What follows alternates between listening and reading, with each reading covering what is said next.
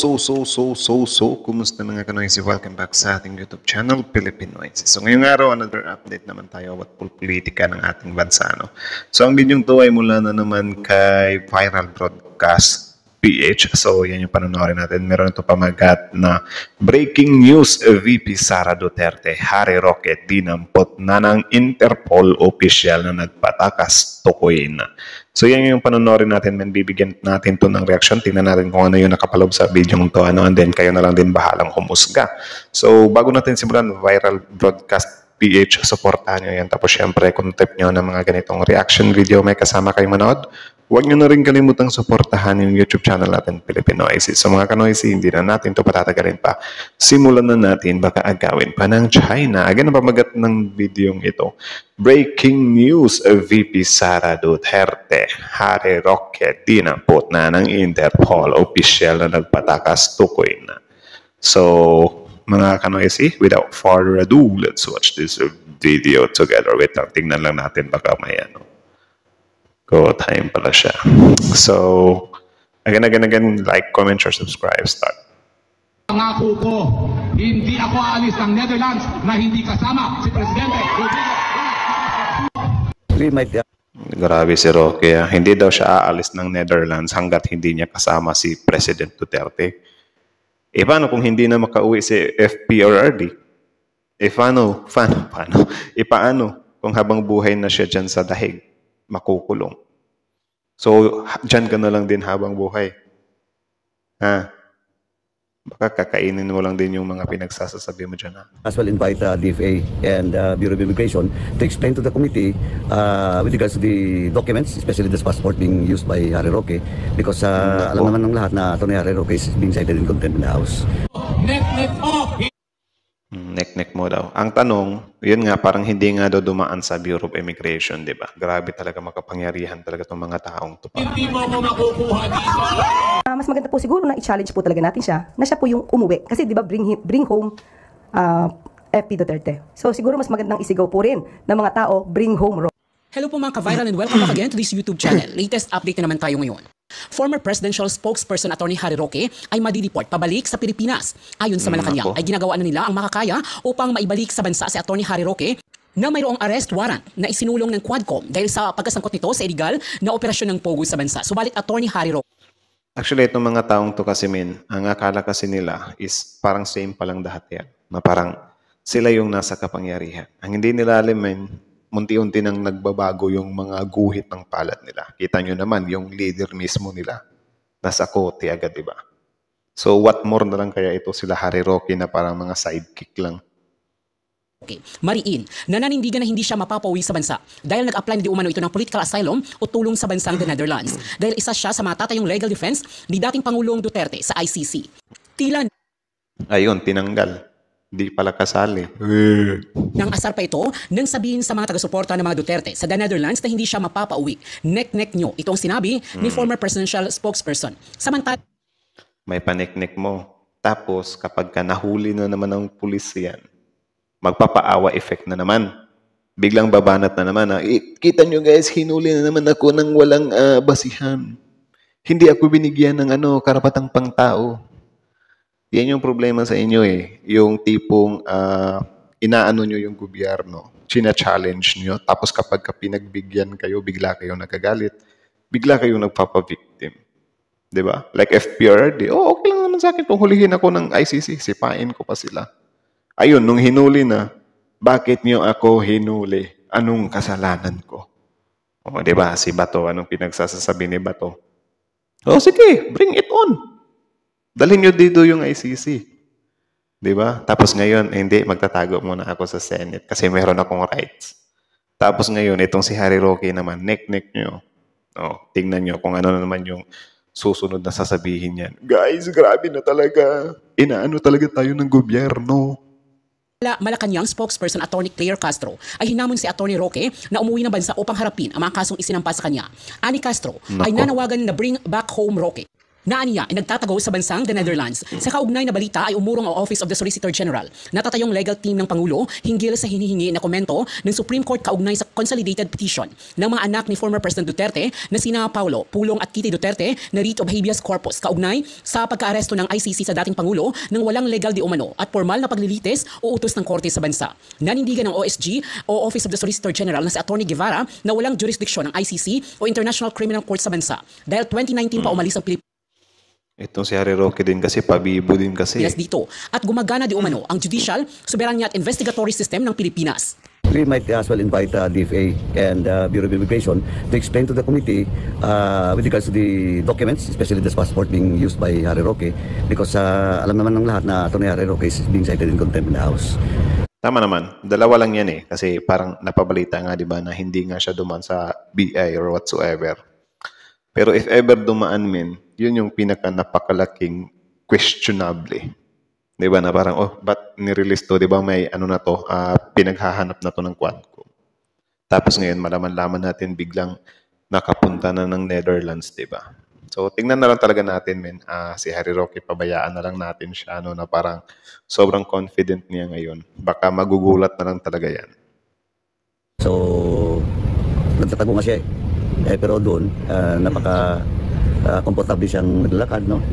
And hindi pa nga namin alam talaga kung from what country siya before Netherlands ang galing. So malalaman natin siguro yan in the next hearing, no? Then, we'll ask the DFA kung anong pwedeng mga legal remedies with regards to the order of the House in relation to the passports and documents na ginagamit ni Atty. Harry Roque. Pwede ipa-cancel yun, sir? Let us ask the legal opinion of the legal department of the House and of course the legal department also of the DFA. Sir, anong liability ng Ito yung nakakatakot din kasi, kaya hindi din natin masisisi si PBBM kung bakit ginamit niya nga yung Interpol or parang inagrihan niya yung Interpol kahit na parang nangako siya na hindi niya susundin yung ICC. Kasi yun nga, parang sabi ni PBBM, di ba, mahirap na magkalaman tayo sa Interpol. Kasi ganito ang nangyayari, if ever hindi natin pinagbigyan yung Interpol na kunin nila sa FPRRD, ganito na mangyayari, itong mga puganti bang matatawag or mga pinaghahanap ng batas sa atin dito sa Pilipinas. Wala lang, pupunta lang yan ng ibang bansa tapos doon palakad-lakad lang sila like parang grabe yung freedom nila. Kaya nga sila Maharlika, sila Banatbay, I think nasa ibang bansa sila, di ba? So parang astang talaga sila doon, sobrang grabe talaga yung tapang nila. Di ba? So, di din natin talaga masisisi kung bakit up until now is yung Interpol talaga is, parang sinunod ni PBBM yun. Or sige, sabihin na lang natin na ginawang segue, pero wala tayong magagawa eh. Interpol yung ginamit. ANBI? As of now, we cannot talk about the liabilities of the two agencies. But sabi ko na nga, they have to explain to the committee na Harry Roque is cited in contempt but is cut-free. Especially ngayon, lumabas na talaga with BP Sara pa. BP Sara pa. All other entourage dun sa The Hague.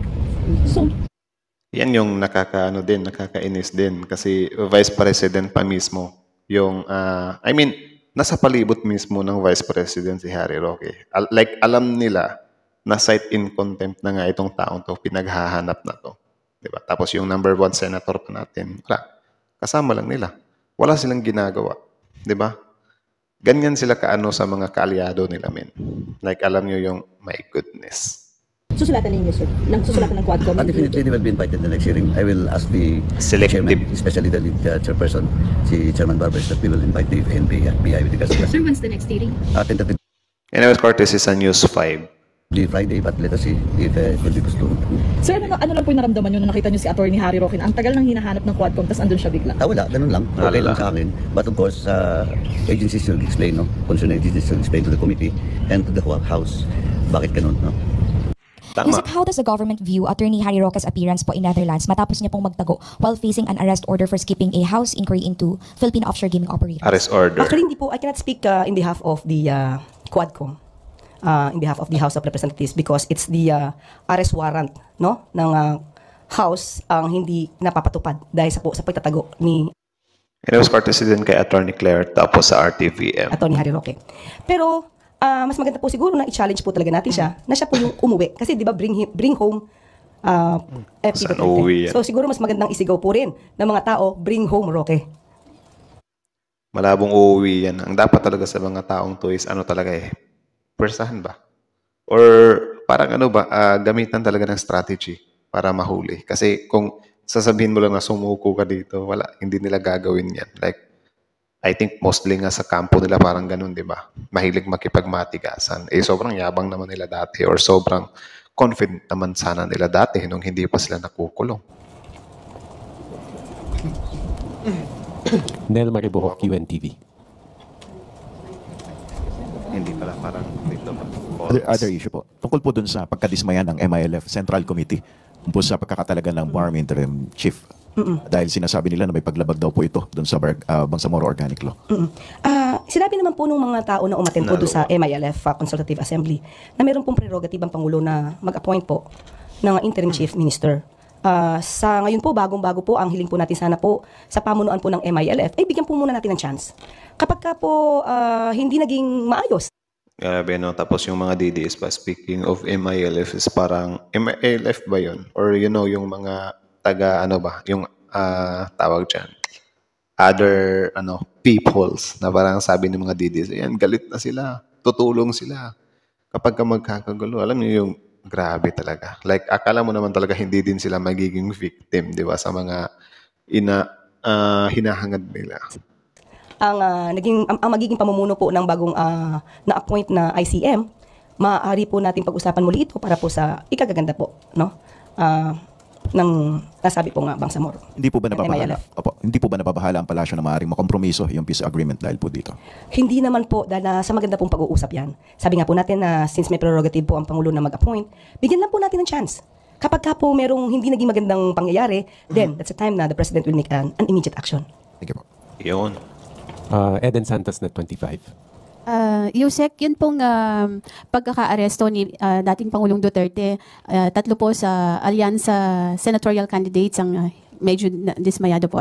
Hindi po ba ito makakaapekto sa target ng admin na 12-0 sa 2025? I think si dito si Amy Marcos yung pinatatamaan dito Na parang alam niyo yung tipo na kapatid ka naman sana. And actually may statement si Amy dyan na parang ano daw yung ginawa niya, like, sinusunod niya lang daw yung hinaing ng taong bayan, kaya niya iniimbestigahan. Pero, yun nga, parang sinasabihan din sila ng mga tunay talaga ng mga Marcos loyalists or sinabihan si Amy na parang, ano yan, kapag si PRRD yung iniimbestigahan is kahit naka-break kayo is tawag dyan, binibigyan nyo ng chance na magkaroon ng hearing. Samantalang dati daw, yung mga, yung 6,000 ata, yung victim ng war on drugs, like yung sinasabi nila na nanlaban, hindi man lang inimbestigahan. Diba? Or hindi man lang sila tumayo. Like, ganito ba, yung pinaggagawa nila, like FPRRD.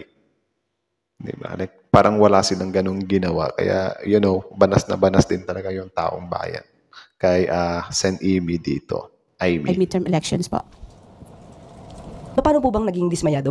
May sinabi po ba silang dismayado sila sa pagkaka-aresto kay dating Pangulong Duterte? Meron po ba in particular?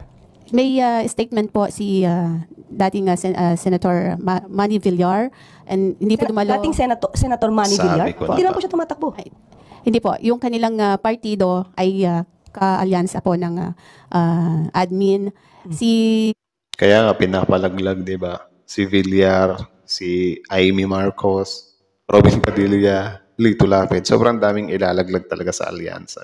I mean, hindi siya ilalaglag na parang ilalaglag natin. Nakadepende na lang din sa inyo. Basta for me, meron din talaga tayong mga senador na hindi dapat iboto sa alyansa. Kasi alam niyo na, kapag nanalo din yung mga yan, wala, gulo pa rin yung aabuti ng administrasyon ni PBBM. Si senatorial candidate kasi hindi sila magkakaintindihan. Camille Villar, si senatorial candidate Pia Cayetano, and senatorial candidate Amy Marcos po ay hindi dumalo sa last campaign sa Tacloban, sa Leyte po, dahil dun sa hindi nila nagustuhan yung, or nalungkot sila dun sa pagkaka-aresto kay PRRD. Kung nalungkot po sila, hindi po natin saklaw ang kanilang damdamin. Isipin na lamang po nila, malapit na po ang eleksyon. Ito ba'y makaka-apekto sa mga boto ng tao? Di ko po alam kung namamangka sila sa dalawang ilog at hayaan na lamang po nila. Hayaan na lang. So, speaking of namamangka sa dalawang ilog, alam niyo naman na siguro kung sino yung pinapatamaan doon. I think tapusin na muna natin dito, men, kasi yung karugtong nito, meron tayong reaction dito. Hanapin nyo lang sa mga videos natin. So, focus na lang muna tayo dito kay Spokes Harry Roque. So, yun, again, ang video to ay mula kay Viral Broadcast PH. Supportahan nyo yan. Original video link in the description box below. Lang. Tapos, syempre, bago nyo iwan yung YouTube channel natin, Pilipinoy Say, don't forget to like, comment, share, subscribe. So, yeah, that's it. So, kayo, ano masasabi nyo doon? Comment down below. So, kita nyo naman yun, di ba, men? Na parang ibang klase talaga to si Harry Roque. Or kahit ano, men, kahit, I mean, halos lahat ng nasa kampo nila. Parang ganito talaga sila. Like, ewan ko kung bakit ganyan yung ginagawa nila, like, nagpapaka-tough sila kapag ka tinatanong, ini-interview. Di ba? Like, pare-pareho lang yung pattern nila eh. Di ba? Si Harry Roque, si Bato, si PRRD. Kaya parehas lang talaga. Like, kapag ka tinatanong mo, hindi ka ba takot dito? Or anong gagawin mo? Like, hindi ako takot yan. Ba't ako matatakot yan? Hindi ko aatrasan yan. Bring it on. May pa ganun-ganun ba? Pero kapag ka nandyan na, biglang iiyak, magpapa-victim, magdadabog.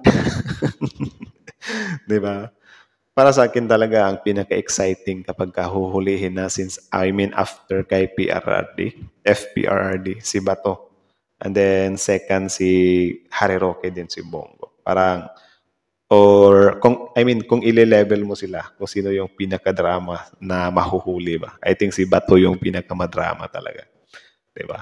Baka biglang sisigaw yan na, ay, bakit niya ako gusto ko dito sa Pilipinas litisin, Pilipino ako. Biglang gaganon yan. Diba? Tapos si Bongo, ewan ko, si Bongo parang tahimik lang yun. Siguro ang sasabihin na lang ni Bongo na baka magsusorry siya kay Kitty, diba? Kasi sa isang rally ni Bongo, sinabihan daw siya ni Kitty na, Nino, pwede bang ikaw na lang yung daddy ko kasi wala na ang daddy ko dito eh. So something like that. So ewan ko na lang kung if ever kunin din si Bongo. So sino na ngayon yung daddy ni Kitty, di ba? Kay kay Harry Roque naman, ewan ko. Siguro si Harry Roque yung pinaka-funny kapag mahuhuli na Wala lang, feel ko lang na funny talaga yung kalalabasan. Kasi ngayon pa nga lang yung way niya na pagtatawang-tapangan is like, nek nyo. Diba? Hindi nyo ako mahuhuli. Like, saka lang daw siya uuwi ng Pilipinas saka lang siya uuwi ng Pilipinas kapag kasama niya na si FPRRD. Ang tanong, maiuuwi mo pa ba si FPRRD? Diba? Yun yung malaking tanong dyan kasi mabibigat yung mga ipinupukol sa kanya. Diba? Sige, for the sake of argument, what if? Diba? What if chumamba si FPRRD? Makakauwi siya. Do you think sasama ka rin?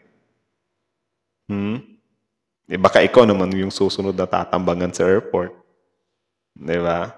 Hindi ka sasama, malabong sasama ka. Si Tebes nga, nandyan pa nga sa ibang bansa, diba? Hindi ka sasama. Like, sobrang predictable na yung mga ganyang statement na parang, kunyari, tapang-tapangan, kunyari, hindi takot. Pero kapag dumating na yung araw na yun, wala na kung ano-ano na yung pinagsasabi, biglang hihirit ngayon, kukurtin ngayon yung mga puso ng mga diehard DDS. Kita nyo yung ginagawa sa akin, sobrang abuso. Wala na akong kalayaan.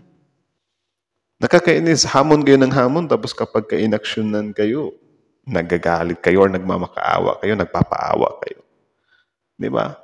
Huwag ganun. Dapat panindigan nyo ng todo yung mga sinasabi nyo. Kasi pwedeng magamit laban yan sa inyo eh. Like, kayo lang din yung nagpapahiya sa mga sarili nyo. Kapag time will come na huli na kayo, wala, kakalat yung mga memes nyo. Diba? May banat-banat pa naman kayo or kayo pa naman yung sobrang lakas na mag-throwback or kayo yung sobrang lakas maningil like yung sinabi ni PBBM na hindi niya papasukin yung ICC dito, yung sinabi ni PBBM, yung pagpapalibing kay PBBM, kayo pa naman yung tipo na sabi mo, hindi mo papasukin yung ICC dito. Diba? Like, sasabihan nyo ngayon, wala ka palang isang salita, wala kang kwentang tao. Diba? Wala kang isang salita. Papago-pago ka ng pabago-bago ka ng statement, pabago-bago ka ng isip. Ganun din naman kayo Di ba? Sa inyo nga lang, pahuli yung style. Di ba? Kay PBBM is wala lang kayo yung kayo yung tatamaan.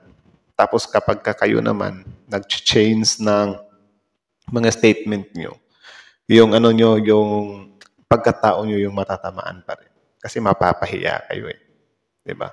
Buti pa yung kay PBBM kapag sinabi ni PBBM na hindi niya papapasukin dito yung ICC, tapos pinapasok niya gamit Interpol. Buti pa yung kay PBBM, valid yung reason niya. Ewan ko kung valid yung reason niya, nakadepende na lang din sa tao kung paano niya titingnan. Pero wala lang, kung iisipin mo lang, di ba? Unlimited ka ba namang ugagin, di ba? Unlimited ka ba namang siraan?